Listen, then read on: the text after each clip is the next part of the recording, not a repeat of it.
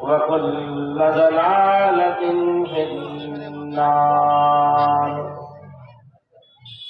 أعوذ بالله من الشيطان الرجيم.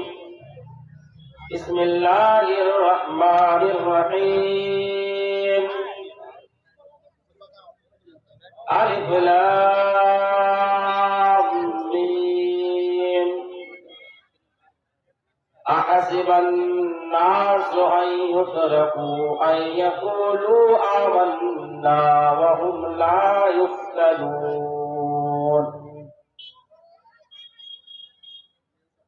وقال النبي صلى الله عليه وسلم: لم يبقى في الدنيا إلا بلاء وفتنة. رواه ابن ماجہ وصححه الألباني. رب اشرح لي صدري ويسر لي أمري واحلل عقدة من لساني يفقهوا قولي. رب زدني علما. اللهم رب زدني علما.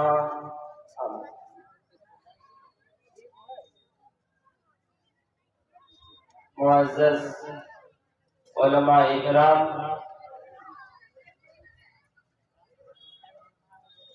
دور دراز سے آئے ہوئے نہایت ہی قابل احترام سامعین نظام، نوجوان ساتھیوں اور پردہ نشین ماؤں اور بہن،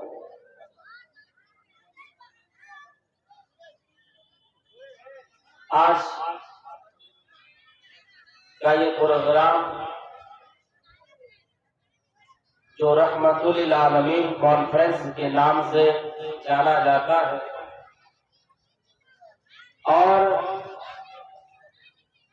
اس علاقے کا پہلا پروگرام ہوا کرتا ہے، اپنی نوعیت کا یہ بہترین پروگرام ہوتا ہے۔ یہاں کے غیور نوجوان اور ذمہ داران حضرات بہت ہی محنت و کاوش اور کوشش کر کے اس پروگرام کو پررونق بناتے ہیں۔ ہم سب کا تہہ دل سے شکر گزار ہیں۔ مجھے جس ٹاپک پر آج گفتگو کرنی ہے وہ ہے فتنوں کے دور میں ہم کیا کریں۔ آج یہ جو زمانہ ہے یہ فتنوں کا زمانہ، قدم قدم پر فتنے، جہاں دیکھیے آپ فتنہ ہی فتنہ ہے۔ اور اس چیز کی پیشین گوئی آج سے 1450 سال پہلے نبی کائنات صلی اللہ علیہ وسلم نے اس لفظ سے کی تھی، ایک زمانہ آئے گا یقبض العلم ویظہر وتظہر الفتن، کہ دنیا سے علم اٹھا لیا جائے۔ آج تو دنیا میں علم ترقی کر رہا ہے، سائنس کا علم، ٹیکنالوجی کا علم، میتھمیٹک کا علم اور بھی دنیاوی علوم دن بدن ترقی کر رہے ہیں۔ یہاں پر جو مراد ہے وہ علم دین مراد ہے، کہ علم دین سے لوگوں کی توجہ ہٹ جائے اور علم دین کو رفتہ رفتہ اٹھا لیا جائے۔ وَتَظْهَرُ الْفِتَنُ، اور چاروں طرف فتنے سر اٹھائیں گے اور فتنے نمودار ہوں گے، یہاں تک کہ وہ فتنہ ہمارے گھر تک آ پہنچے۔ ایک مرتبہ نبی کائنات صلی اللہ علیہ وسلم مدینہ کے ایک ٹیلے پر چڑھ گئے اور کہا: اے میرے صحابہ، میں جن فتنوں کو دیکھ رہا ہوں وہ تم نہیں دیکھ رہے۔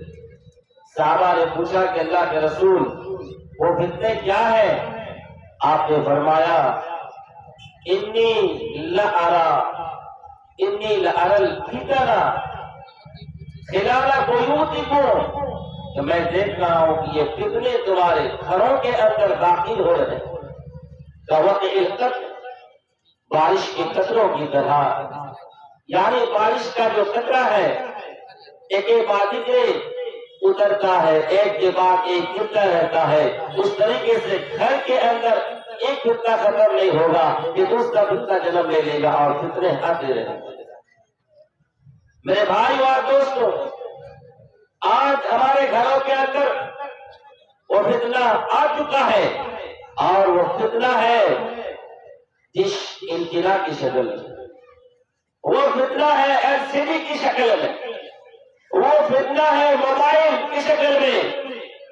آج ہمارا کوئی گھر ایسا نہیں ہے اس گھر میں موبائل نہ ہو، انٹرنیٹ نہ چل رہی ہو، اس گھر کے اندر ڈش انٹینا نہ ہو، ایل سی ڈی نہ لگا ہوا ہو، اور وہ گھر جہاں پر پہلے قرآن کی تلاوت ہوتی تھی، آج لوگ گھر میں سوتے ہیں تو موبائل دیکھ کر کے سوتے ہیں، اور جب صبح اٹھتے ہیں تو سب سے پہلے موبائل چیک کرتے ہیں کہ کس دوست کا ہمارا میسج آیا ہے، ہماری کوئی گرل فرینڈ کا میسج تو نہیں آیا، واٹس ایپ کو چیک کرتے ہیں، فیس بک کو چیک کرتے ہیں۔ میرے بھائی اور دوستوں، ہمارے گھر کے اندر بھی کتنے اللہ کے نبی صلی اللہ علیہ وسلم نے فرمایا کہ لوگوں زمانہ ایسا آئے گا کہ فتنے اتنے زیادہ ہوں گے جس طریقے سے تاریخی رات میں اندھیرا ہوا کرتا ہے۔ آپ نے فرمایا بادروا بالاعمال فتنا كقطع الليل المظلم، اے لوگوں تم نے اعمال میں جلدی کیا کرو اس فتنے کو آنے سے پہلے کہ جو فتنے تمہارے گھر کے اندر رات کی تاریکی کی طرح داخل ہو جائیں گے، تمہارے سامنے رات کی تاریکی کی طرح فتنے آئیں گے۔ رات کی تاریکی سے جو مثال دی گئی ہے وہ اس طریقے سے کہ رات میں آدمی کو کوئی چیز سجھائی نہیں دیتی ہے، دکھائی نہیں دیتی ہے، آدمی رات کے وقت راستے سے بھٹک جاتا ہے۔ اسی طریقے سے ایک زمانہ ایسا آئے گا کہ فتنوں کی بھرمار ہوگی، چاروں طرف فتنے ہوں گے، آگے بھی فتنہ، پیچھے بھی فتنہ، دائیں بھی فتنہ، بائیں بھی فتنہ، اور اس وقت آدمی کو اپنا ایمان بچانا مشکل ہو جائے گا۔ جیسے ایمان بچانا مشکل ہو جائے گا، حق اور باطل کے درمیان تمیز کرنا مشکل ہو جائے گا، وہ زمانہ ہے، اور وہ زمانہ آ چکا ہے۔ میرے بھائیوں اور دوستوں، اپنے گرد و ماحول کا جائزہ لے تو دیکھیں کہ چاروں طرف فتنہ ہی فتنہ ہے، گھر سے لے کر بازار تک اور مدرسے سے لے کر کے مسجد تک چاروں طرف فتنہ ہی فتنہ ہے۔ اس طریقے سے فتنہ کا ایک معنی تو یہ ہوتا ہے کہ فتنہ اور فساد کا ہم اردو میں بولتے ہیں، اور ایک معنی ہوتا ہے فتنہ کا آزمائش، کہ فتنے اور یہ آزمائش مومنوں پر آئیں گے اور مومنوں کو ایمان بچانا مشکل ہو جائے گا۔ چنانچہ اللہ تبارک و تعالیٰ نے اسی چیز کو قرآن حکیم کے اندر ارشاد فرمایا اور کہا احسب الناس ان یقولوا آمنا وهم لا یفتنون، اے انسانوں تم نے کیا غور کر کے رکھا ہے، تم نے سمجھ کے رکھا ہے کہ تم نے صرف کلمہ پڑھ لیا ہے، تم نے صرف لا الہ الا اللہ کا اقرار کر لیا ہے تو تمہیں یوں ہی چھوڑ دیا جائے گا؟ نہیں، تمہیں یوں ہی نہیں چھوڑا جائے گا بلکہ تمہیں آزمایا جائے گا۔ اس طریقے سے سونے کو آگ کی بھٹی میں رکھ کر کے آزمایا جاتا ہے، اس کو پرکھا جاتا ہے، جانچا جاتا ہے کہ کون کھوٹا ہے اور کون جو ہے کھوٹا اور کون اصلی ہے، دونوں کو پرکھا جاتا ہے۔ اللہ تبارک و تعالیٰ مومنوں کو بھی آزماتا ہے یہ جاننے کے لیے فَلَيَعْلَمَنَّ اللَّهُ الَّذِينَ صَدَقُوا وَلَيَعْلَمَنَّ الْكَاذِبِينَ۔ اللہ تبارک و تعالیٰ مومنوں کو آزماتا ہے، اللہ دیکھتا ہے کہ ان میں سے کون سچا ہے اور کون جھوٹا ہے۔ آج کئی بچانا اس میں مشکل ہو گیا. اس طریقے سے مسلمانوں کو ٹارچر کیا جاتا ہے. اس طریقے سے اسلام کے خلاف آج کے دور میں پروپیگنڈے کیے جاتے ہیں. مسجدوں میں نماز پڑھنا مشکل ہوتا چلا جا رہا ہے. کبھی مسجد کو ٹارگیٹ بنایا جاتا ہے تو کبھی مدرسے کو ٹارگیٹ بنایا جاتا ہے تو کبھی ٹائی اور ٹوپی کی بات کی جاتی ہے تو کبھی برقع کو ٹارگیٹ بنایا جاتا ہے. میرے بھائیوں اور دوستوں، اسلام پر قائم رہنا آج کے دور میں بہت ہی مشکل ہے. یہ فتنے کا دور ہے. اس سے پہلے بھی، ہم سے پہلے بھی ایمان کی وجہ سے بہت سے لوگوں کو آزمایا گیا. نبی کو بھی آزمایا گیا، رسولوں کو بھی آزمایا گیا، اللہ والوں کو آزمایا گیا. ایک واقعہ پر آپ غور کریں، اس سے اندازہ ہو جائے گا کہ پہلے زمانے کے لوگوں کا ایمان کتنا مضبوط تھا. فرعون کے محل میں ایک لوڑی رہا کرتی اور یہ لوڑی فرعون کی بیٹی کی کنگھی کیا کرتی تھی. ایک دن کنگھی ہاتھ سے چھوٹ گئی. لوڑی نے بسم اللہ کہا کر کے اس کنگھی کو اٹھا لیا تو فرعون کی بیٹی نے کہا کہ تم نے کس کا نام لیا؟ میرے ابو کا تم نے نام نہیں لیا.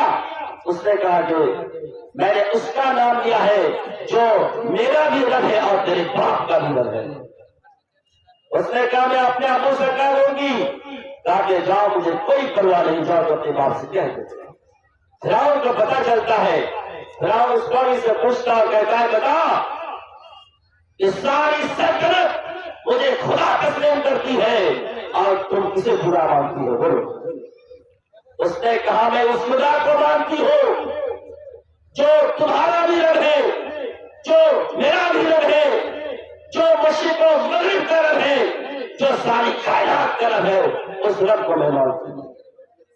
فرعون نے کہا اچھا، مجھے چھوڑ کر تم کسی اور کو مانتی ہو، میں تمہارے ساتھ کیا حشر کرتا ہوں دیکھو. اس کے بعد فرعون ایک کڑھائی لانے کا حکم کرتا ہے اور اس میں تیل کو گرم کرنے کا حکم دیا جاتا ہے اور تیل جب جوش مارنے لگتا ہے تو فرعون کہتا ہے کہ سنو، تمہارے ایک ایک بچوں کو اس کھولتے ہوئے تیل کے اندر ڈال دیا جائے گا، اب بھی تم ایمان سے پلٹ جاؤ. اس نے کہا کہ فرعون میں اپنے ایمان سے نہیں پلٹ سکتی ہوں، میرے بچوں کو تم تیل میں ڈال دو، کوئی مجھے کم نہیں ہے، مجھے کوئی فکر نہیں ہے، لیکن میں تم سے ایک ریکویسٹ کرتی ہوں اور وہ ریکویسٹ یہ ہے کہ میرے اور ہمارے بچوں کی ہڈیوں کو ایک کپڑے میں تم لپیٹ دینا اور ایک ہی جگہ دفن کر دینا. میں تم سے ایک ہی ریکویسٹ کرتی ہوں. اس کے بعد فرعون اس کے بچوں کو ایک ایک کر کے گرم تیل میں چھوڑ دیتا ہے اور یہ سب کچھ اس عورت کے سامنے ہو رہا ہے. اس عورت کی ممتا پھٹ جاتی ہے اس وقت جب اس کے گود سے شیر خوار بچے کو چھین لیا جاتا ہے اور اس گرم آگ میں ڈالنے کے لیے حکم دیا جاتا ہے. لوڑی ذرا سے ہچکچا جاتی ہے. اللہ تبارک و تعالیٰ اس بچے کو گویا نہیں دیتا ہے، اس بچے کو بولنے کا پاور دیتا ہے. وہ بچہ کہتا ہے یا اماں اجتہدی فإن عذاب الدنیا اہون من عذاب الآخرہ. اے میری ماں، تم نے اس تیل کے اندر کود جاؤ، اس لیے کہ دنیا کا عذاب تو آخرت کے عذاب کے مقابلے میں بہت ہی ہلکا ہے، بہت ہی نارمل ہے. میرے بھائی اور دوستو، ایمان کا سودا وہ نہیں کرتی ہے. نبی کائنات صلی اللہ علیہ وسلم جب معراج میں جاتے ہیں تو ایک جگہ سے خوشبو محسوس ہو رہی، خوشبو آ رہی ہے. آپ پوچھتے ہیں کہ جبرائیل یہ کیسی خوشبو ہے؟ تو حضرت جبرائیل یہ سارا قصہ سنا دیتے ہیں. میرے بھائی اور دوستو، آج کے دور میں بہت سے فتنے ہیں اور فتنہ میں سے ایک فتنہ ہے شرک کا فتنہ.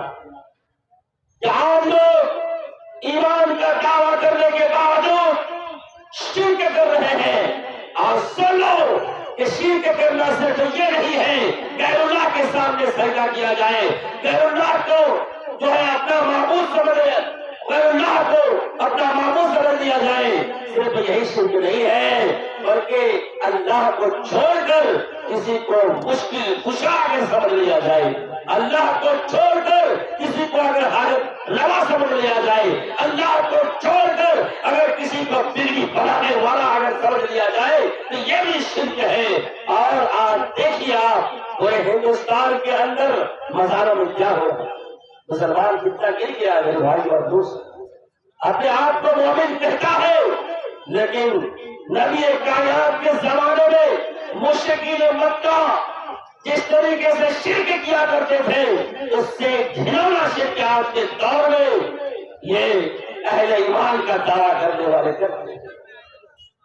اور تو اور جا کر کے مزاروں سے وہ بلانے مانتے ہیں، اولاد مانگتے ہیں کہ پیر بابا مجھے جو ہے اولاد نہیں ہو رہی، مجھے اولاد نہیں۔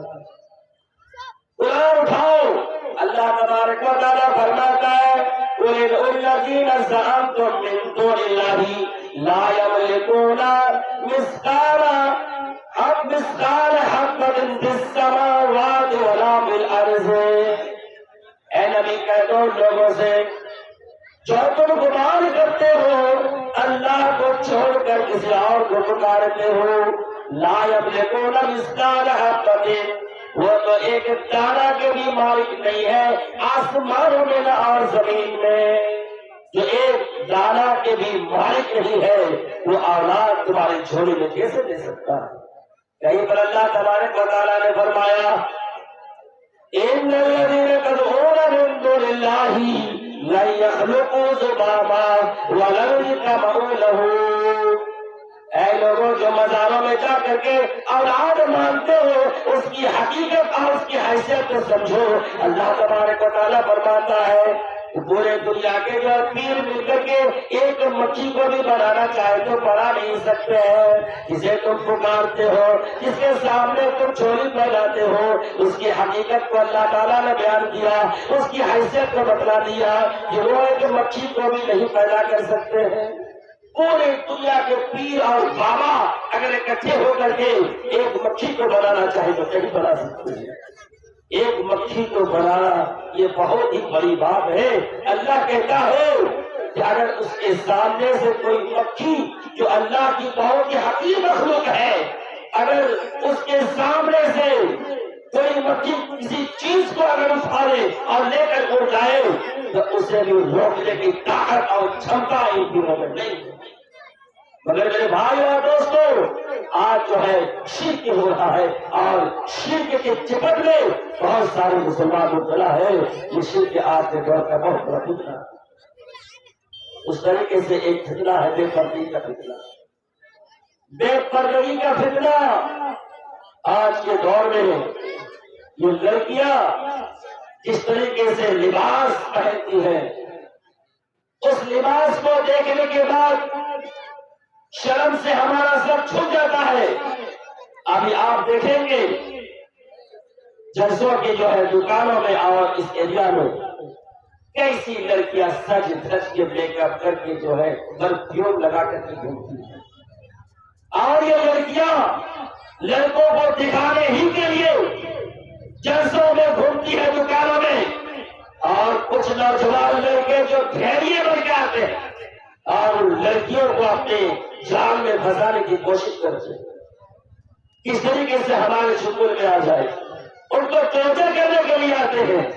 میرے بھائیو اور دوستو اللہ کے نبی صلی اللہ علیہ وسلم نے فرمایا ما ترکت بعدی فتنة اضر علی الرجال من النساء۔ آپ دنیا سے جا رہے تھے اس وقت آپ صلی اللہ علیہ وسلم کہہ رہے تھے لوگوں میں تو دنیا سے جا رہا ہوں لیکن سب سے بڑا میں فتنہ اس دنیا کے اندر چھوڑ کے جا رہا ہوں وہ عورتوں کا فتنہ ہے مردوں کے لیے۔ ایک طرف تو فتنہ کہا اور ایک طرف کہا کہ کائنات کی سب سے قیمتی اگر کوئی دولت ہے تو یہ تو عورت ہے۔ میری ماں اور بہنیں تکلیف نہ کرنا، اللہ نے کہا، اللہ کے رسول نے کہا الدنیا کلھا متاع وخیر متاع الدنیا المرأة الصالحہ، یہ پوری دنیا لطف اٹھانے کی چیز ہے، اور دنیا کی سب سے قیمتی چیز جو ہے وہ عورت ہے جو صالحہ ہے۔ عورت اگر متقی بن جائے، اگر صالحہ بن جائے، اگر باحیا بن جائے، اگر پاک دامن کی زندگی گزارے تو پھر کائنات کی سب سے قیمتی چیز ہے اور کائنات کا سب سے مہنگا سودا ہے۔ لیکن یہی عورت اگر بے پردہ ہو جائے، بے حیا ہو جائے تو پھر مردوں کے لیے سب سے بڑا فتنہ ہے۔ اللہ کے رسول صلی اللہ علیہ وسلم نے کہا، فرمایا ایک حدیث میں اللہ کے نبی نے فرمایا، ان دنیا غلوۃ کثیرۃ، اے لوگوں یہ دنیا بہت ہی میٹھی ہے، بڑی رنگین ہے، وَإِنَّ اللَّهَ مُسْتَخْلِفَكُمْ فِيهَا، اور اللہ تعالیٰ تمہیں اس دنیا کے اندر بسایا ہے، اس لیے بسایا ہے کہ اللہ تعالیٰ تمہیں دیکھنا چاہتا ہے تم کیسے عمل کرتے ہو۔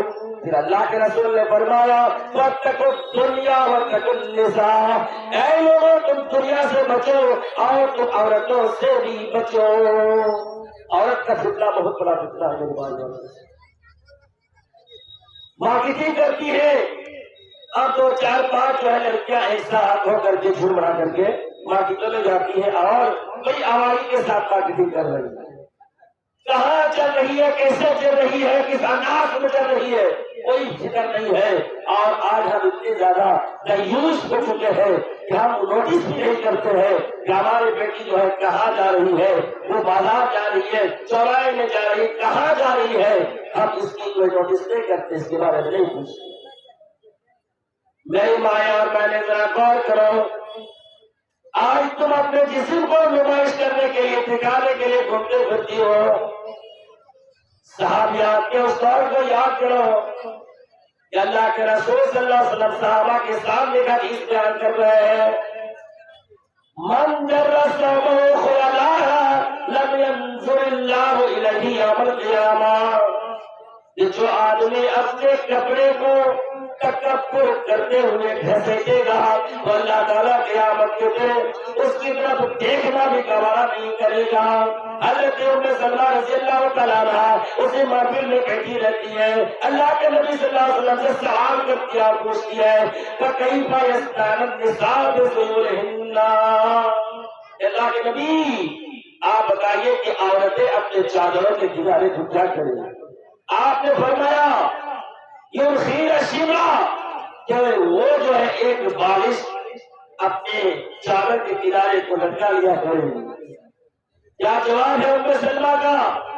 آج کے دور میں میری اسکیٹ پہننے والی میری بہنوں غور کرو، حضرت ام سلمہ کیا کہتی ہے، اذن تنکشف اقدامہن، اے اللہ کے رسول کر دو لڑکیوں کے عورتوں کے قدم ننگے ہو جائیں گے۔